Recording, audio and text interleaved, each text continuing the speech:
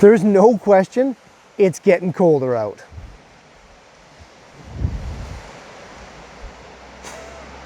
Summer crops are becoming a memory, and even the perennial favorites are shutting it down for the year.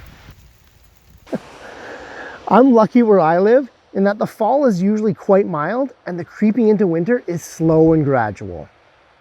And this allows me plenty of time to still grow a wide array of fall powerhouses, such as this kale here. For many of you though, winter is coming, or it's already here. But instead of fall doldrums and winter sadness, join me inside while we keep this garden party going with my top 9 crops to grow indoors this winter.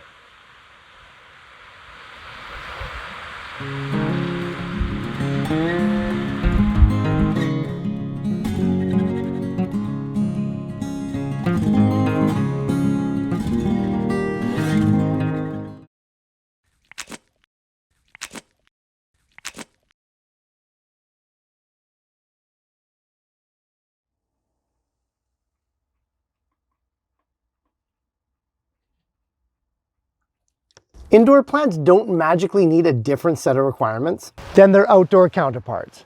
But obviously how we grow and achieve these things is gonna be a little bit different. Indoors, temperatures are usually quite steady, and obviously at this time of year, probably a little bit higher. Advantage indoors, especially for germination, where the sprouting requirements for most seeds is actually warmer than that of the plants themselves. Once they've sprouted, however, every crop in the world looks for light. And even on a day like this, advantage outdoors. Nothing beats the sun, neither in cost nor intensity. But when the outdoor temperatures can no longer support a crop,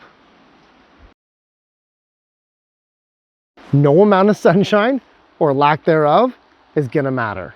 Sunny windows, solariums, and greenhouses can suffice if you're one of the lucky few, but often we're gonna need to resort to artificial light. Now that I got you thinking about temperature and light, let's move on to containers and soil. Outdoors, we often take drainage for granted, as no matter how much rain we get, when set up properly, our beds can deal with the excess water. Indoors, however, many have foolishly tried to grow in self-contained pots or containers for fear of the water coming out the bottom and spilling everywhere. Don't do this. Non-draining containers are a death sentence for plants. So make sure your containers drain, and that means you also have to provide a means to catch the runoff. For soil, it can be tempting to use compost or the soil out of your garden, but I'd strongly advise against it. Indoors, you really want to go with a store-bought sterile mix. Bringing in soil from outside can introduce a whole host of pests, which we'll get into later, but let me leave you with this. Without the balance of nature to keep pests in check, they'll go rampant and explode like you've never seen before. Trust me, you don't want an outbreak. Leave the outside soil outside.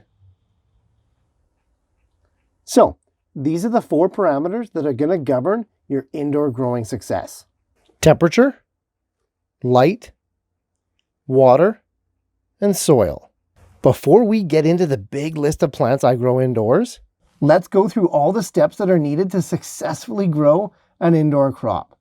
Time's short, so let's do 2 at the same time. When I plant an indoor crop, it always starts with a series of choices. What plant to grow is first, and it governs almost everything else. In this example, we're going to grow a wall of sugar snap peas and a bed of spinach. Pretty cool, and it's easier than you think. Once you know the crop you're going to grow, you can start off with the containers, which of course, we have to poke holes in. Even though these were bought from a garden center and they're designed for plants and they should know better, astonishingly, they still didn't have holes. It just shows you can't trust anything these days. Once we've finished our drainage holes, we're ready to fill these guys up. I use a sterile indoor potting mix. This stuff is designed for indoor houseplants, but it works just as well for garden crops. Fill them up right to the top. Easy stuff. For the peas, I like to soak them first, usually overnight before planting. I plant them in twos in case one doesn't germinate. I can always thin them again later. Space each group of pea seeds 3 to 4 inches apart, burying them at a depth of about ½ inch. For the spinach, I create a little trough in the center, about ½ inch deep. I generously sow the seeds in this little ditch and cover them back up. Finally, I top off both containers with a skim coating of mulch, which will make top watering 1,000 times easier, and it'll hold in the moisture, so I can water a lot less. Above, I have a simple LED grow light, but this is at the high end of what you need, as both peas and spinach will grow just fine with the light from a window. If you are using a grow light, space it about 24 inches away from the top of the plants.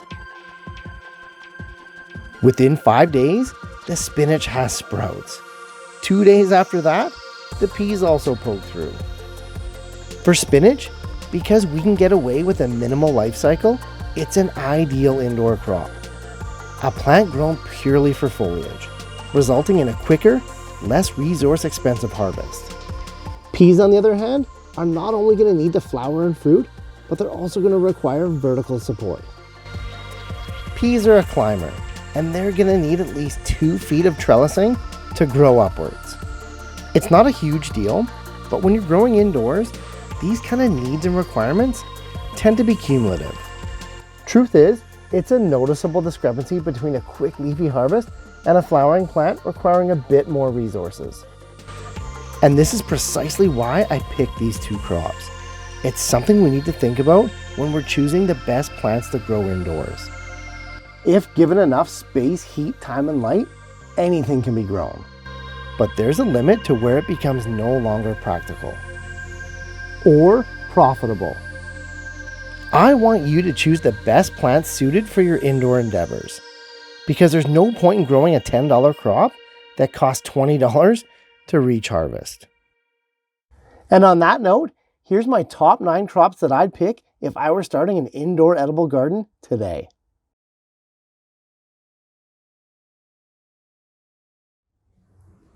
First up has to be lettuce. All varieties are fair game, but the loose leaf and romaine types like this guy here are tops on the list. Upright cultivars like romaine and certain loose leaves can be spaced closer together, taking up less room in the cozier confines of indoors. Lettuce sprouts fast, and once you get 4 to 5 layers of leaves, it can be harvested continually all winter. Keep it cool, well watered, and at least some full spectrum light. 4 hours or more, if possible. Next up, and we already covered this guy, is spinach.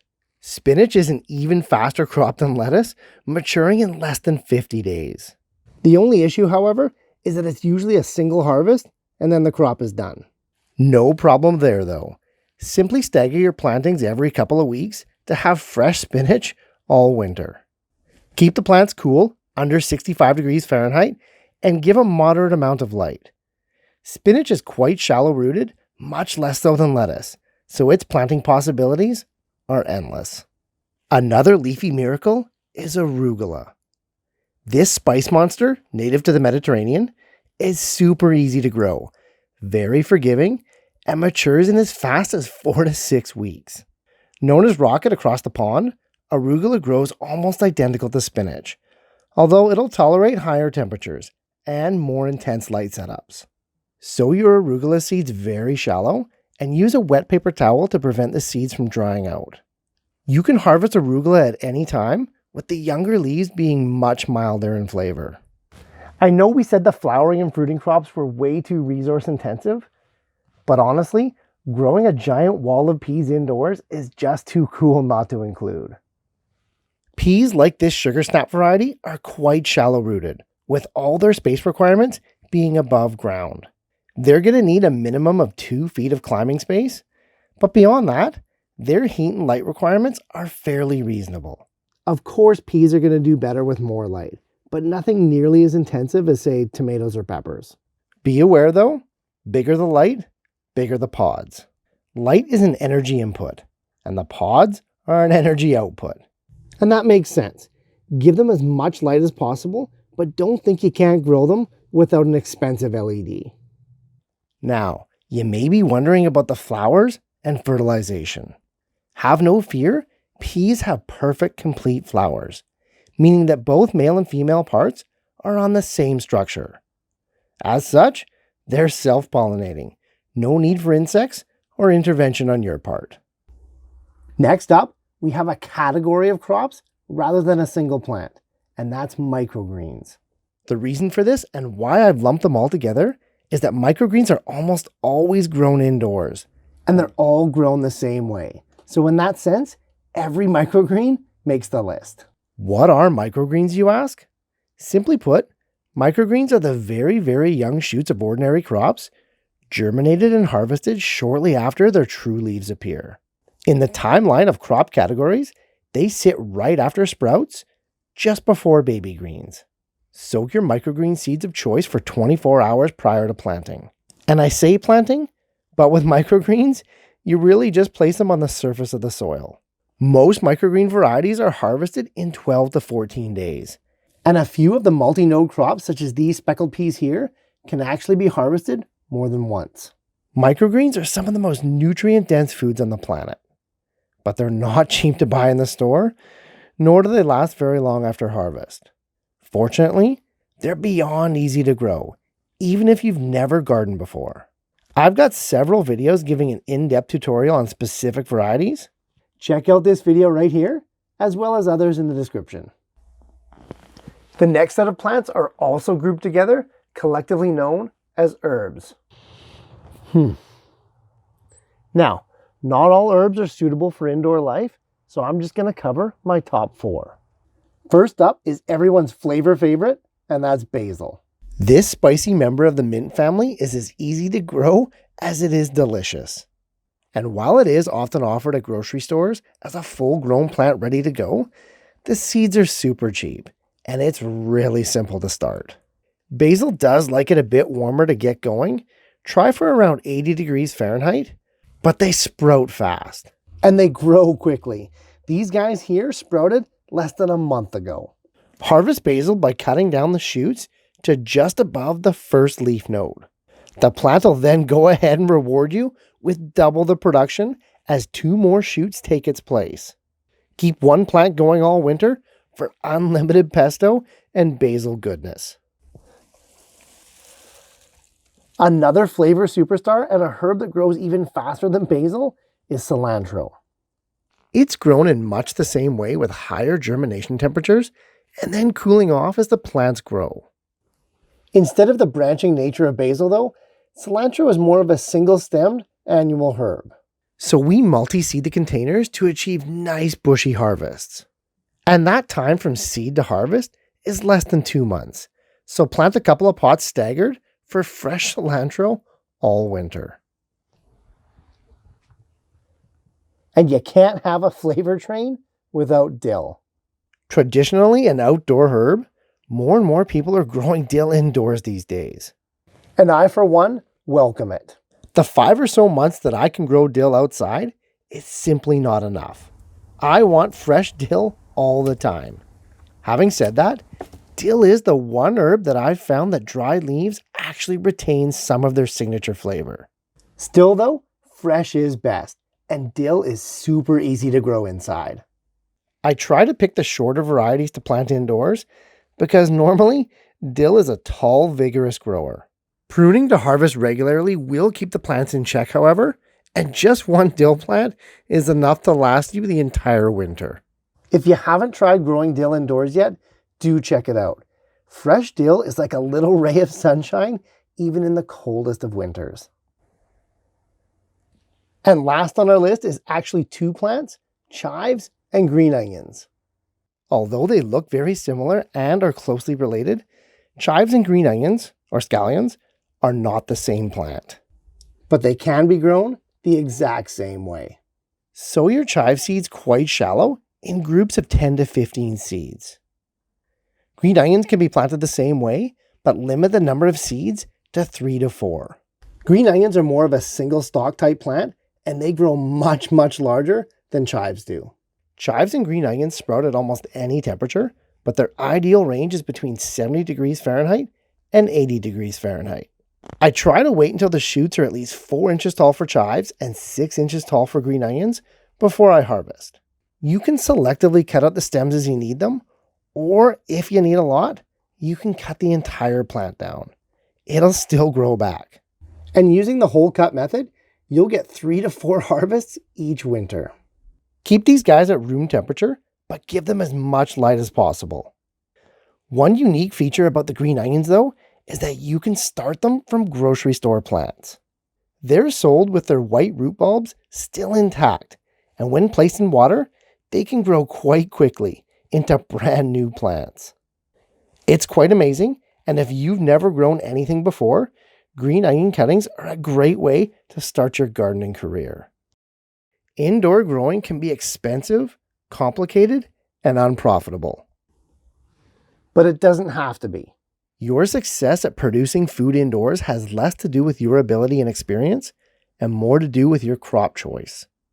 These 9 plants will almost guarantee you a harvest that you otherwise wouldn't have as we wait out the long winter.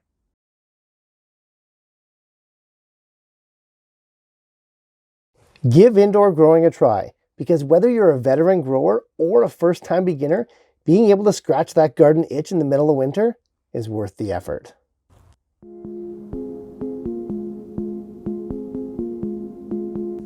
Hey, thanks so much for watching, guys. I appreciate the support more than you know. And if you're getting value from these videos, please like and share them to spread the word and help your fellow gardener to grow better.